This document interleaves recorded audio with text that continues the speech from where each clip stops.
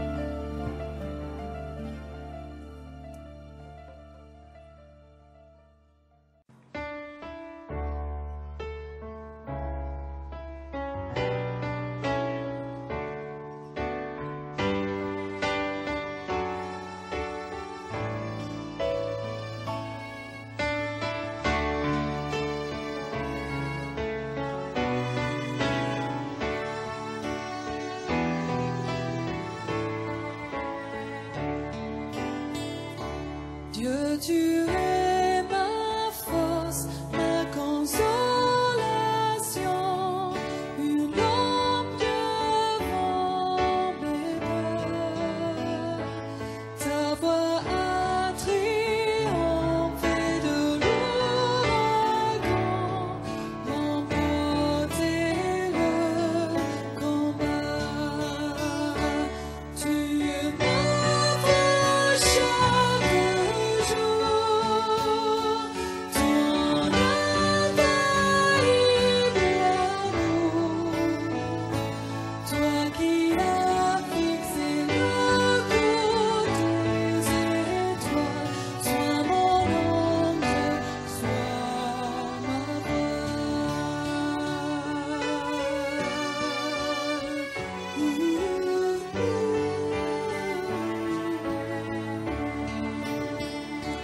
Dieu, tu es ma force, ma consolation,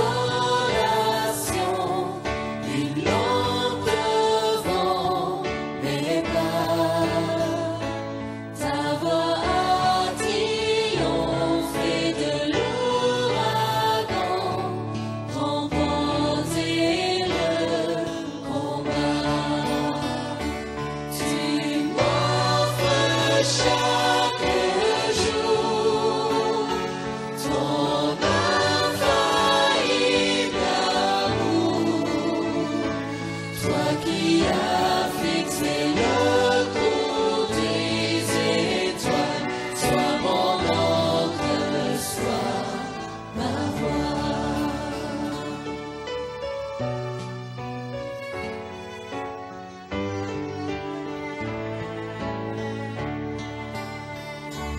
Tu es tombé seul pour toucher les cieux, protégé par ta main. Ta grâce m'appelle à lever les yeux et suivre ton chemin. Tu m'offres chaque jour ton infaillible amour. Toi qui as fixé le cours des étoiles, sois mon encre, sois ma voix.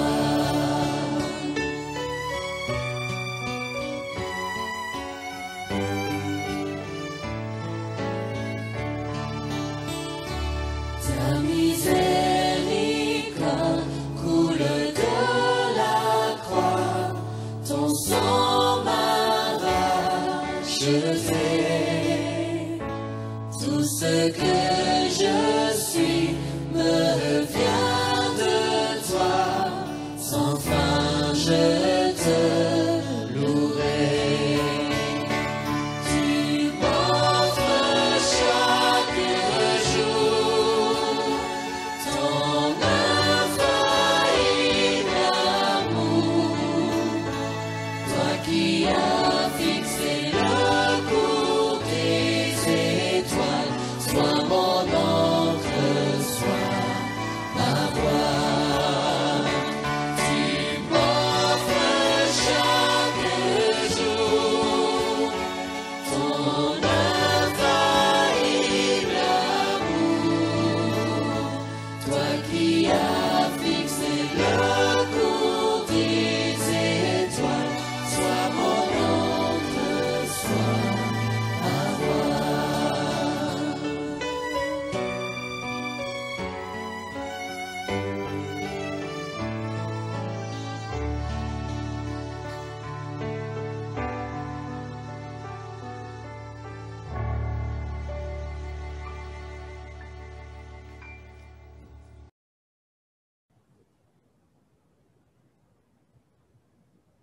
Ce matin, je vous propose de réfléchir ensemble sur un texte de l'épître de Marc au chapitre 4 et au verset 35 à 41.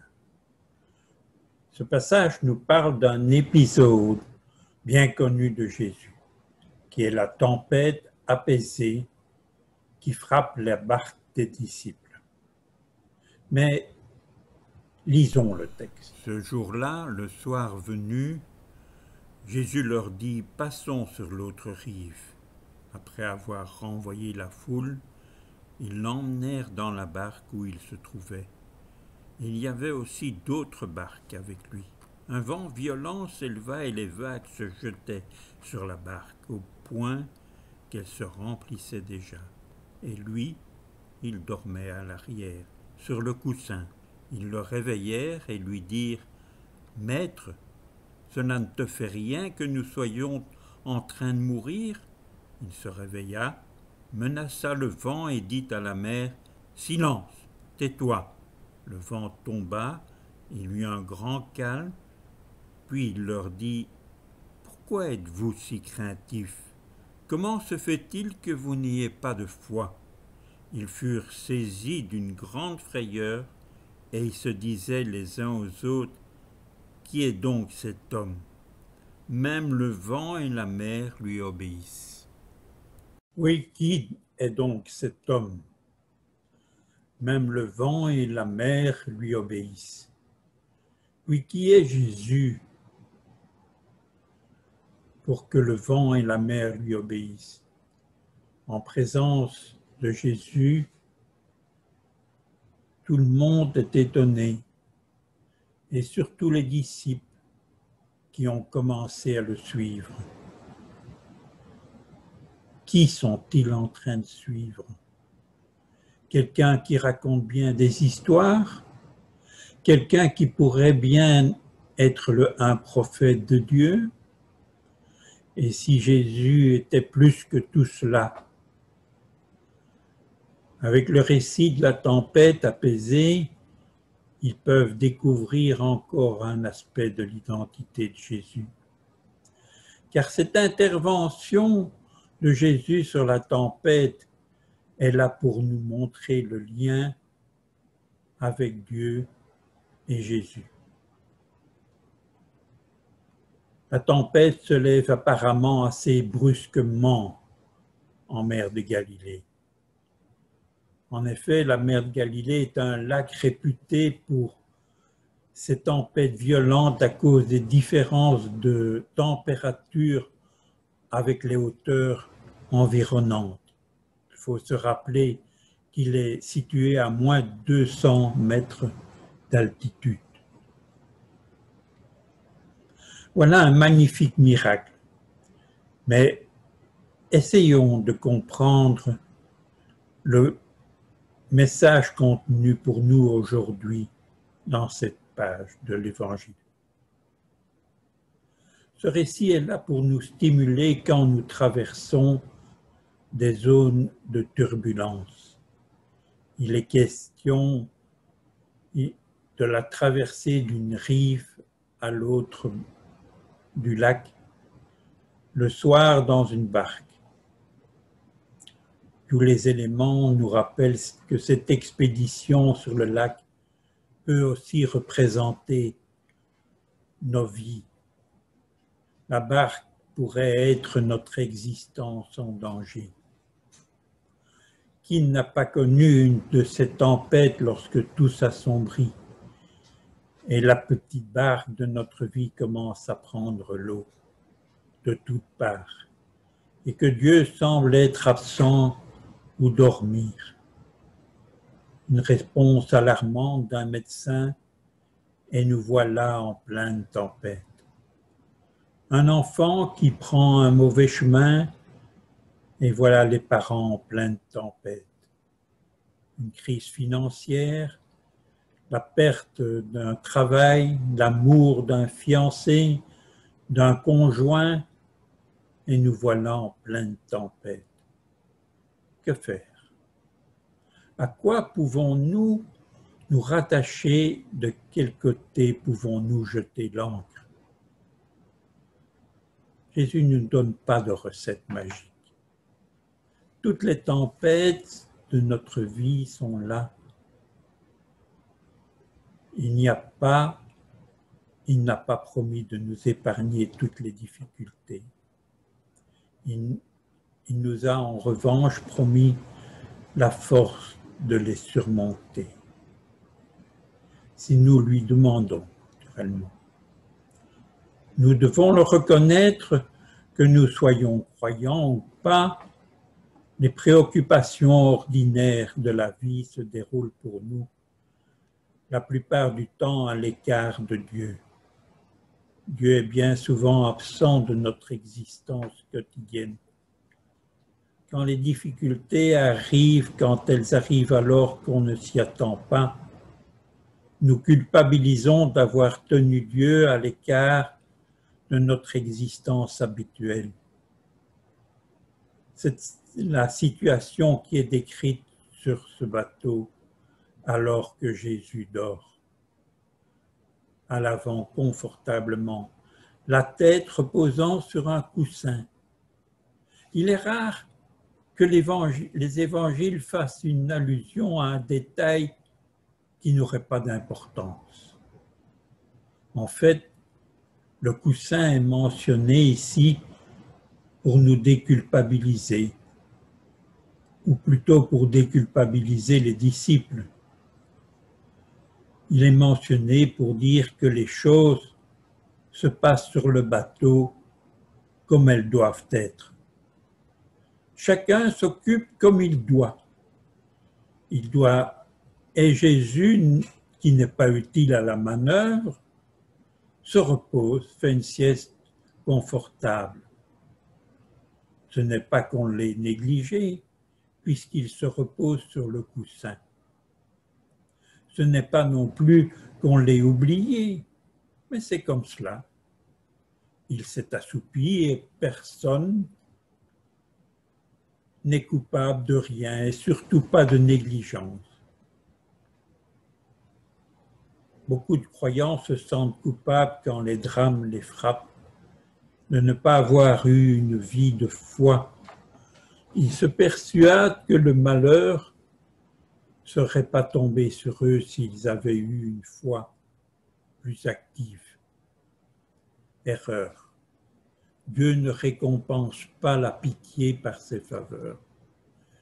Il ne favorise pas ceux qui sont pieux au détriment des autres, sans quoi il n'y aurait jamais eu de martyrs dans l'Église. Le coussin est là pour nous rappeler que tout était normalement en ordre, même si Dieu ou Jésus était apparemment absent. Si le Seigneur a embarqué avec ses amis sur le même bateau, il ne faut pas oublier qu'il y avait aussi d'autres barques. Elles seront tout autant épargnées que la sienne. Curieusement, ceux qui sont embarqués avec Jésus ont un comportement étrange. Ce n'est pas le fait de le réveiller qui est surprenant, c'est qu'ils le culpabilisent de ne pas s'être réveillé à temps. Ils disent: tu ne te soucies pas de ce que nous périssons? Nous découvrons ici qu'ils ont un comportement qui nous est familier. C'est celui de chercher un responsable du mauvais sort qui leur arrive. Si ce n'est pas de notre faute, c'est forcément la faute de quelqu'un d'autre. Ici, le récit joue sur deux aspects. Nous avons déjà évoqué le premier en disant que nous ne sommes pas responsables de ce qui nous arrive et qui nous est contraire. Mais le deuxième aspect est plus sournois. Il s'agit de trouver une responsabilité chez un autre. C'est l'âne de la fable des animaux malades de la peste de Jean de La Fontaine. Ceux qui sont sur la barque rendent Jésus coupable de ne pas s'être réveillé assez tôt. Combien de croyants ne perdent-ils pas la foi pour avoir accusé Dieu de négligence? On ne l'accuse de ne pas avoir préservé les passagers d'un vol qui vient de se cracher. Il n'est pas intervenu non plus contre les flots furieux du tsunami et actuellement, où nous sommes provoqués par une épidémie, c'est encore lui qui en porte la responsabilité. En fait, face aux épreuves de la vie, nous cherchons toujours un coupable. Que ce soit nous, ou que ce soit l'État, ou que ce soit Dieu, ou les deux à la fois, les choses doivent avoir une cause explicable. Nous vivons en fait comme si les lois du hasard n'existaient pas, ou mieux, comme si Dieu devait nous protéger du hasard quand celui-ci nous est défavorable. Bien évidemment, la suite du récit nous trouble car elle laisse entendre qu'une fois suffisantes les événements qui nous sont hostiles devraient avoir une fin heureuse. L'expérience, malheureusement, nous apprend le contraire. Inutile d'évoquer le nombre de prières sans réponse apparente et la consternation des malades qui n'ont pas trouvé de guérison espérée. Les situations qui se sont terminées par des drames ne se comptent plus. Pourtant, la foi de tous ces gens ne doit pas être mise en cause. En effet, qui de nous n'a pas prié pour telle ou telle personne, pour tel moment crucial dans la vie? Moi, ça m'est arrivé, et pourtant Dieu n'a pas répondu comme je l'avais espéré. La réponse, s'il y en a une, est ailleurs. Et cet ailleurs ne peut être qu'à la portée de notre foi. Si le texte apporte une fin heureuse à cette histoire, c'est bien évidemment pour dire que malgré l'hostilité apparente du monde, Dieu maîtrise le destin de ce monde et garde autorité sur les événements. Mais cette réponse est un peu courte et insatisfaisante, ne trouvez-vous pas? Pour ma part, j'insisterai sur un détail du texte que nous n'avons pas encore relevé. C'est l'expression « il y eut un grand calme ». Nous avons par cette expression la réponse qui ne peut être accueillie que par la foi. Elle caractérise les événements de la présence de Dieu en nous. Cette présence nous permet de voir au-delà de l'événement la réalité de Dieu qui transcende le temps et l'espace. La foi nous permet de nous situer en Dieu, dans un temps qui n'est plus le temps présent, mais qui est un temps où la résurrection nous a déjà introduit au cœur de l'être divin. La foi que l'Esprit de Dieu anime en nous nous permet de dépasser les limites du monde sensible. Par elle, nous comprenons que Dieu nous accompagne au-delà du mur que la mort peut avoir mis au terme de notre existence. Nous pénétrons déjà avec lui dans une dimension de l'existence qui n'est plus celle du monde présent. Nous devons donc nous laisser envahir par ce calme dont il est fait état ici, pour faire face aux événements de notre existence.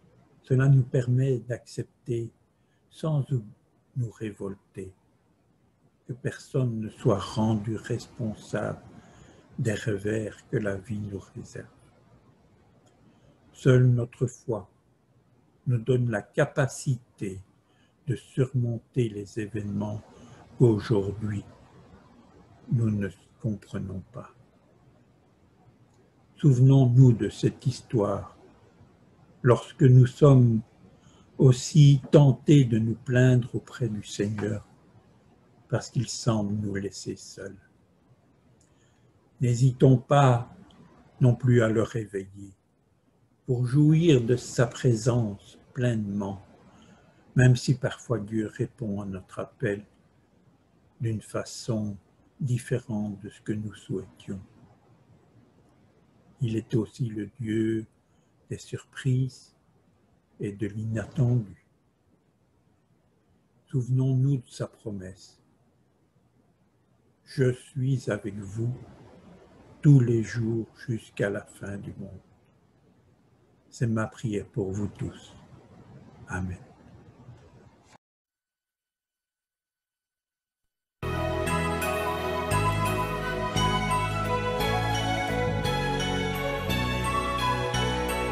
Il est exalté, le roi est au-dessus des cieux. Je veux le louer, il est élevé à jamais exalté. Je loue son saint nom. Il est Seigneur, sa vérité régnera. Tout l'univers se réjouit dans son saint nom. Il est exalté, le roi est au-dessus des cieux. Il est exalté, le roi est au-dessus des cieux. Je le